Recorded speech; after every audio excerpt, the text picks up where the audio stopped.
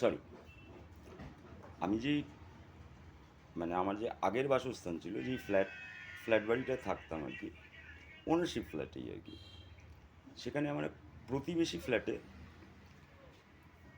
সেখানে আমি এখন থাকি না। আমি আমি একদিন খবর পেলাম যে সেখানে একটি পরিবারে একটি বাচ্চা মেয়েই বলা যায়, মানে আপেক্ষিকভাবে আর কি, বয়সের সাপেক্ষে, তার একটা ল্যাপটপ কম্পিউটার আর একটা মোবাইল ফোন চুরি গেছে। থানাতে ডায়েরি টাইরিও করেছে, কোনো কিনারা হয়নি।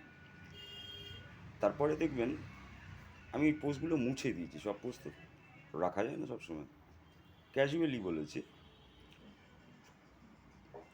এই এই ঘটনাটা বলে একটু অন্যভাবে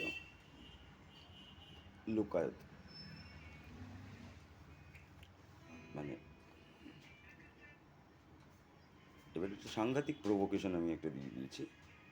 তো দেখুন আমার ঘরে যে ইন্ট্রুশনটা হলো, বাই দ্য ওয়ে, তার ওই যে চোর যে ঢুকেছিল ল্যাপটপ কম্পিউটার আর মোবাইল ফোন চুরি করতে, চোর কিন্তু ধরা পড়েনি। পুলিশ তো এমনি ব্যস্ত খুব। তো এখন কথা হলো যে ওই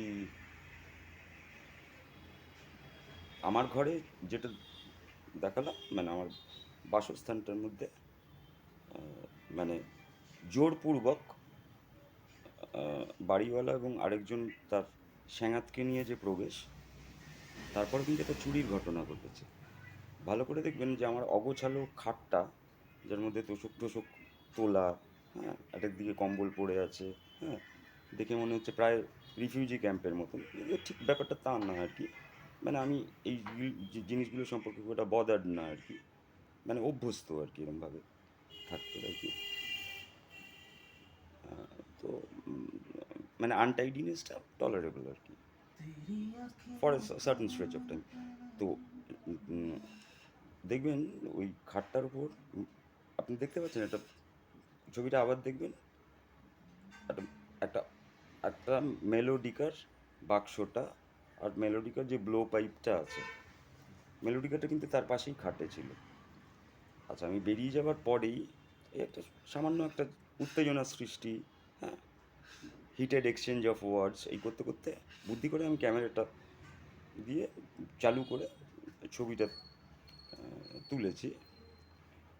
ক্যামেরা যে কী সাংঘাতিক একটা জিনিস ক্ষেত্র বিশেষে, সেটা তো একটা বলাই বাহুল্য আর কি। আমার মেলোডিকাটা চুরি গেল,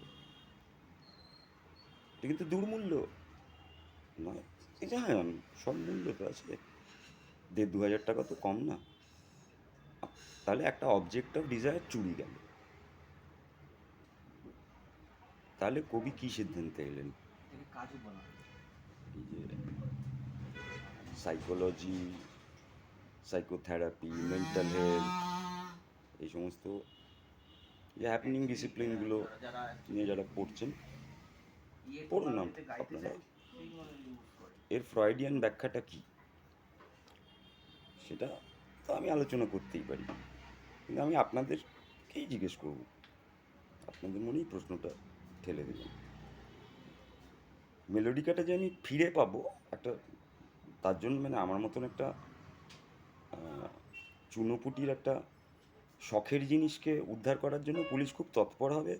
পুলিশের উপর আমার এত শ্রদ্ধা ভক্তি আস্থা কোনো কালেই নেই, মানে প্রশাসন, সমাজ, এগুলোর উপর। বলে সেটা আবার আমার নিজের গ্যাঁট গচ্চা দিয়ে আবার পুনরুদ্ধার করতে হবে, আবার আরেকটা কিনতে হবে, সেটাও ব্যাপার না। কিন্তু এই আসপেক্টটা এবং এই যে অধিকার বোধটা, দেখবেন যখন ক্যামেরাটা তুলছি তখন তার প্রথম কথা হচ্ছে, এই ছবি তুলছিস কেন রে স্যার, ছবি তুলছিস কেন? কিছু ভয় পাওয়ার কিছু নেই।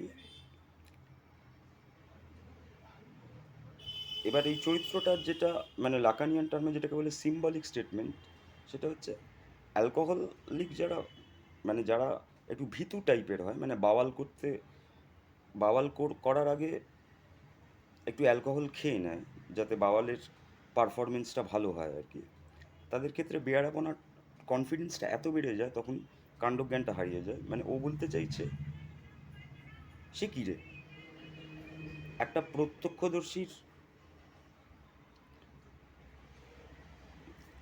প্রত্যক্ষদর্শীর অনুপস্থিতিতে তুই যখন ঘটনাটার বিবরণ দিবি,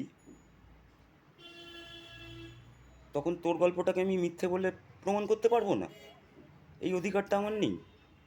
সে কী রে, তুই আমার বাড়ির একটা ভাড়াটে ছেলে, তোর নিজের সেফটির বা প্রাইভেসির অধিকার আছে? সে কী রে, এটা ওই যেন ওই আবোল তাবোলে আছে না, মনে পড়ছে না আমার, অত সব কবিতা আবোল তাবোলের মুখস্থ নেই, সবই আবোল তাবোল, খুঁজলেই বোঝা যাবে, যেখানে সেই অ্যাবসার্ড স্টেটমেন্টগুলো দিয়ে পরপর বলছে। সে কী গো, মানে সে কী গো, মানে কথার কথা বলি, মানে সে কী গো, বৃষ্টি হলে ছাতা নিয়ে বেরোতে হবে, মানে ছাতা লাগে বৃষ্টি হলে? সে কী গো, মানুষের খিদে পায়? সে কী গো, মানুষের তেষ্টা পায়? মানে এই লেভেলে চলে যায় যখন অ্যাবসার্ডিটিটা, তখন মানে এটা সামাজিক ব্যাধিতে অনেক বড় কথা আর কি। মানে আমি একটু অ্যাবস্ট্রাক্ট ওয়েতে বলছি, কারণ টেলিভিশন, নানান রকমের পডকাস্ট, ইউটিউব, নানান রকম মিডিয়া যখন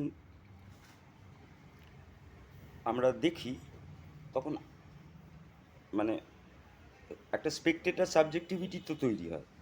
হ্যাঁ, তখন আবার একটা ক্রিমিনাল টেন্ডেন্সিও তৈরি হয়। সেই ক্রিমিনাল টেন্ডেন্সিটা কোন জায়গায় যায়, সেই ক্রিমিনাল অডাসিটিটা কোন জায়গায় যায়, তার একটা দৃষ্টান্ত দেওয়ার একটু চেষ্টা করলাম।